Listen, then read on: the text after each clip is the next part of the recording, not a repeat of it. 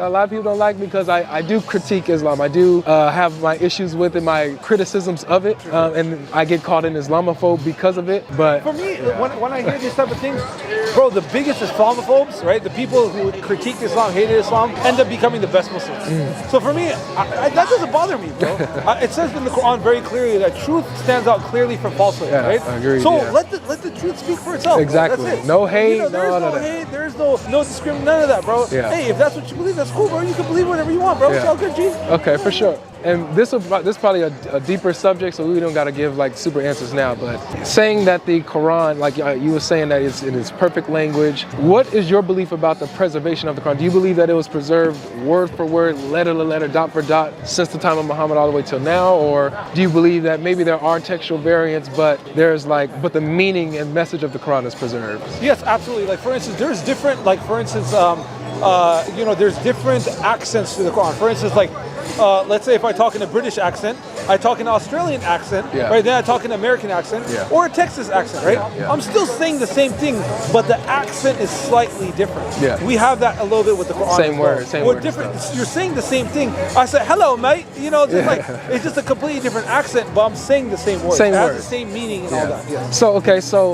when I've studied like this idea of the preservation of the Quran, I get this answer, the answer about dialects, and it's the same word, but different people pronounce things differently, and so that's what they had to like deal with at that time, right? But when I look deeper into it, like, and I compare certain qira'ats, I see different words. I don't know Arabic, but I can do word study and stuff like that, right? And so just a simple one, not saying it changes the context, but one that usually Muslims are familiar with are Malik and Malik, right?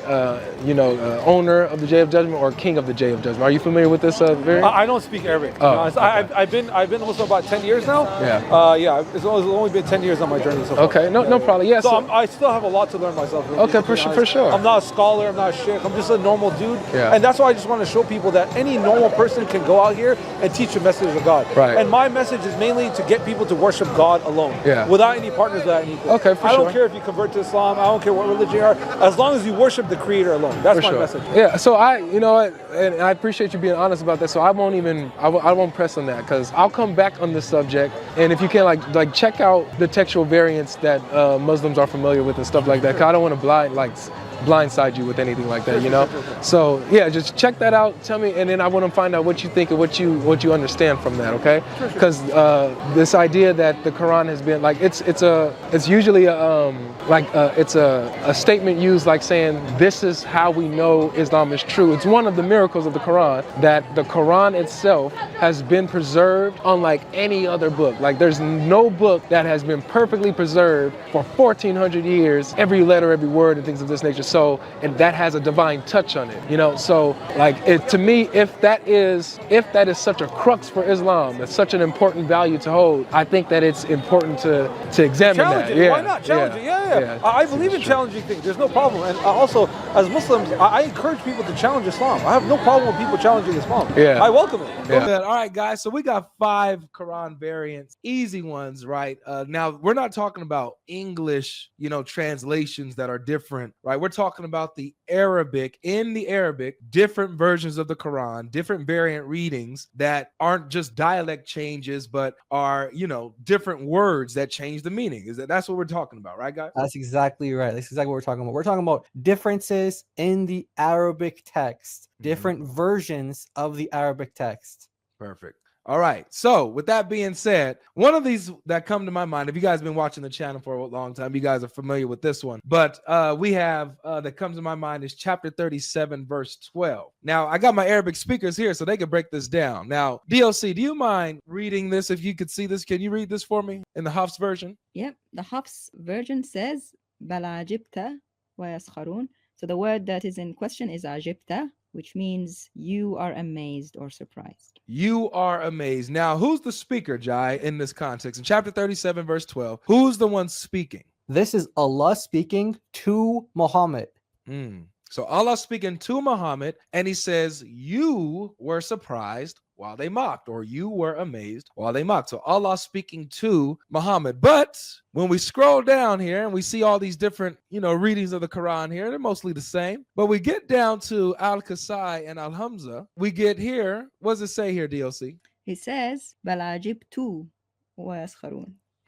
Now tell us what the difference is. What's happening here is Allah speaking again, but he changes the pronoun. He says, بل عجبت ويسخرون. عجبت, that's the word difference. If you remember in the Hafs, it was عجبت. Now what's the difference here? It says, I was amazed.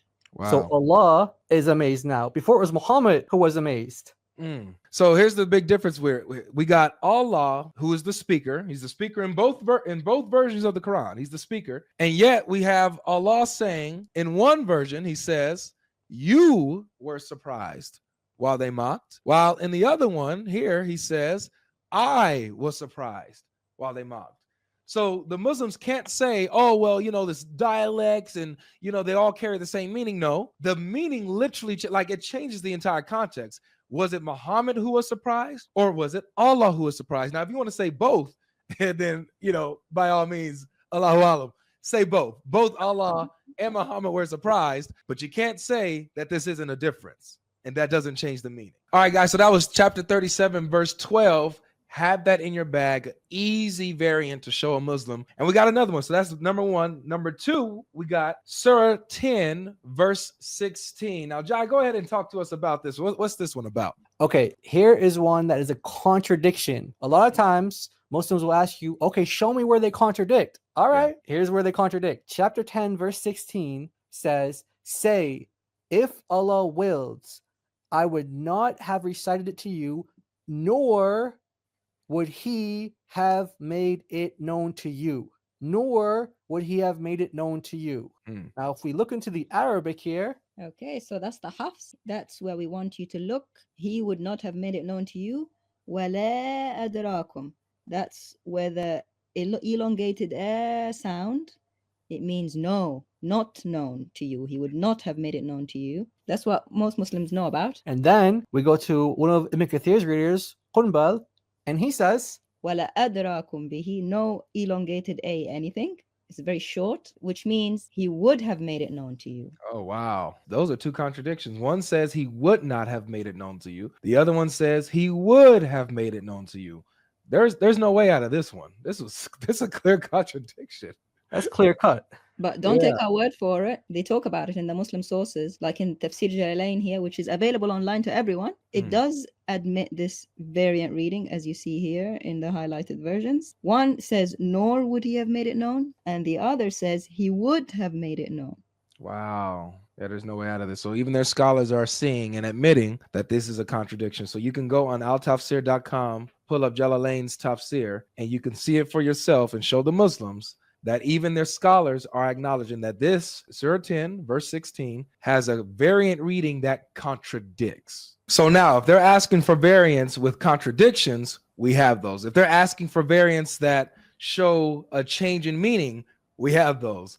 So these are two. We got Surah 37, verse 12. We got chapter 10, verse 16. Here's a third variant that you should have in your pocket. As a Christian, you should be able to show this to a Muslim. Go ahead, Jai, talk to us. Walk us through this. This one is a legal variant. What do I mean by that? I mean that depending on which version of the Quran you're reading, changes and affects how you practice the religion of Islam. So the verse here is about how you redeem a missed fast. So when Muslims miss fasts in Ramadan, they have to make them up. In Surah 2, verse 184, it says, Fidyatun ta'amu miskin. Fidya means the redemption.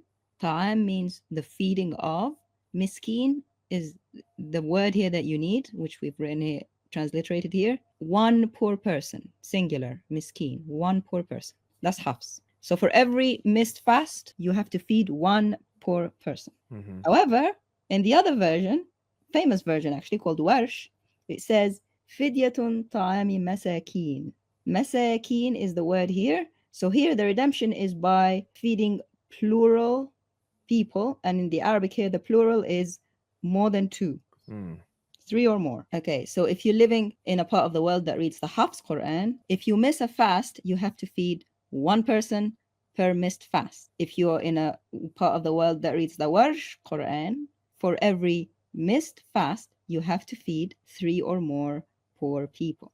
So what you gonna do? That's tough. Allahu Alam. I probably have to say on that one. Who Allah knows best. That's tough. So for every fast day that I miss, depending on the Quran that I'm reading, depending on the Quran that I take authoritative, it determines how I make up that fast day. Now, the reason why this is so bad is because if I do this wrong, then I'm not purified before Allah. Is that right? Correct. These fasts are obligation. They're obligatory. They're not voluntary, which means that's why they don't go away if you miss them. Even if you're ill, you can't fast that day. You have to make it up. So the rules of Allah, what did Allah have in his mind? Was he particularly generous that day and said, just feed one person per missed fast? Or was he really strict about it and said, actually, it needs to be 3 or more per fast? Wow. It couldn't have been both. Which one was in the mind of Allah when he revealed that verse? Wow. And I see that you got Al-Tabari there. What's Al-Tabari talking about? So Al-Tabari here acknowledges that there's the singular reading, and then he also acknowledges that there are others who read it in the plural, poor people. So miskin, a poor person, masakin, poor people. So that's acknowledged by Muslim commentators as well, and by Muslim jurists. Wow. So not only do we have variants that change the meaning, variants that contradict, but we also have variants that change the ruling, how you are to practice Islam and even purify yourselves, make yourself right, reconcile yourself back with Allah. If you miss a fast day, do you just feed a poor person and you're good to go? Or do you have to feed multiple poor people and then you're good to go? Allahu Alam. So that's 3 down. We got 2 more to go. We have a 4th Quran variant that you guys should know. We're giving you guys a list of 5 variants that every Christian should know. Here's number 4. Now, what we got here, John? Chapter 12, verse 90. What are we talking about here? Chapter 12, verse 90. And what we have here is from the British translation, Fadl Suleiman's translation of the Quran, where he actually notes in English some of the variant readings. So chapter 12, verse 90, the brothers of Joseph think that they see him in one version, and they know that they see him in another version. So in one version of the Quran, it says, they said, can it be that you are really Joseph? Can it be that you're really Joseph? They don't know. But if you see on the bottom here in the footnote, he notes that there's Ibn Kathir and Abu Ja'far who read it as, they said, you really are Joseph. He even puts an exclamation mark, like there's an emphasis there. Yeah. So one reading, they're not sure. Could it be that you're Joseph? Are you really Joseph? Is that you? We don't know. And then the other reading, they're certain that that is really Joseph. Wow. So we got uncertainty in one reading of the Quran. We got certainty in the other. And these both can't be, because these are the same. This is the same conversation, same instant, right? The same scenario. This isn't both have, 2 different scenarios. This is the same exact conversation being had, and it's being rendered differently in the different Qurans. Is that right? Exactly. And it's not some brothers said this and some brothers said that. No, it just says they said. So if you're reading one version, you're going to get the indication that they, plural, that they said, can it be you? Is that really you? They don't know. Then the other version makes you think that, no, they know for sure that it's him. Right. So it's not broken into different groups or anything like that. Those excuses don't work. That's good. We've got the Tabari who speaks about this. And in the Arabic, the Hafs Quran has it in the question mark where they say, Innaka la anta Yusuf, which means, are you Yusuf? And he says in the other versions, it's confirmation, it's affirmative. Innaka la anta Yusuf, you are Yusuf. And the Tabari actually prefers the question mark one. So wait a second, you have Al-Tabari picking one reading of the Quran over the other one? Yes, right here it says, Tabari, who's Abu Ja'far, he says, وَالصَّوَابُ مِنَ الْقِرَاءَ, which means the correct reading. He says, في ذلك عندنا, according to us, قراءة من قرأه بالاستفهام, which means the reading of one who questions, the one with a question. Hold on a second. Let's just get this straight. You mean to tell me, daughter of Christ, woman of God, that we have an Islamic scholar, historian, right? One of their best, one of their biggest, is saying that one of the readings of the eternal Quran, the eternal speech of Allah, is incorrect. He's saying the correct one is this. Wow. Which means the other is incorrect. Exactly. Because if it's both Allah, number one, it can't be, because what did Allah say? Okay, take 2, redo scene with different line. Can't do that. What happened historically is one thing, and if it was both, if he felt that he respected both, he wouldn't say one is correct. That means the other is incorrect. So the same theory, the same narrative that we usually get from these Muslims, that all of these Qurans, even though these are different dialects and even though there can be variants, they're all equally the same. They're all equally correct and from Allah. This narrative is squashed. It's a myth. Exactly. The early Muslims, like At-Tabari, did not believe that. And nowhere did the Tabari said that this is dialect. He said one is a question and the other one is Affirmation. Amen. Wow, that's awesome. Now with this variant, guys, it's a good response to when Muslims say that the variant readings just have to do with dialect and just how certain Muslims and certain people around the world pronounce certain words and enunciate certain words, and they have a different way of speaking, but it's the same word, it's the same script, right? It has the same skeleton and everything like that. Now, but with this variant, this doesn't work if words are actually missing, right, Jai and DLC? Exactly. How does that work? One Quran has a word the other Quran doesn't have, or the other Quran has a word the other one doesn't have? I thought they were all the same. They're supposed to all be the same, man. Just sound different. That's what they say. It tells me a scribe was sleepy. Sleepy scribe. Sleepy scribe. So this is it, chapter 57, verse 24. It says, those who are stingy and enjoin upon people stinginess, and whoever turns away, then indeed Allah is the free of need, the praiseworthy. So the bit that we want to focus on is the Allah free of need and praiseworthy, which in the Arabic it says, فَإِنَّ اللَّهَ هُوَ الْغَنِيُّ الْحَمِيدُ. And the huwa part is the problem. Because we see it in some versions of the Quran, like Hafs, but it seems to disappear in other versions of the Quran, like Warsh. So huwa means he is. So in this version, Warsh, there's no he is, which messes up the grammar. There's no is. So what are we going to do about this one? So what happened here? Now, this is interesting, just really quick, guys. So you can't pronounce a word that is not there, right?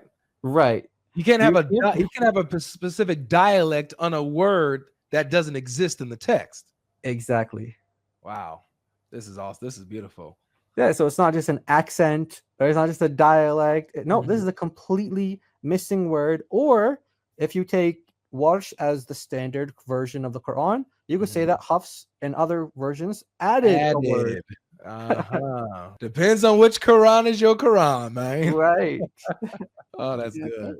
So we'll just read. We'll read them so you guys can hear the difference. But the key thing that you want to be listening for is the word huwa. One of them has the word huwa, he is, and the other one doesn't have it at all. Okay, so the Hafs one, which has it, it says, فَإِنَّ اللَّهَ هُوَ الْغَنِيُّ الْحَمِيدُ. And the one that doesn't have it says, فَإِنَّ اللَّهَ الْغَنِيُّ الْحَمِيدُ. No huwa. So basically, it's like, those find the difference puzzles? It's the same. Oh, difference. Where's the difference? You can see it with the eye even. Wow, yeah. You can literally see it with your own eyes that a word is gone from the text, or a word is added to the text. You can clearly see it. So there you guys have it. 5 Quran variants that every Christian should have in their back pocket. We got chapter 37, verse 12. We got chapter 10, verse 16, chapter 2, verse 184, chapter 12, verse 90, and chapter 57, verse 24. Depending on which Quran is your authoritative Quran, depending on which Quran you got, is going to be how you're going to see these verses and how you're going to deal with these verses.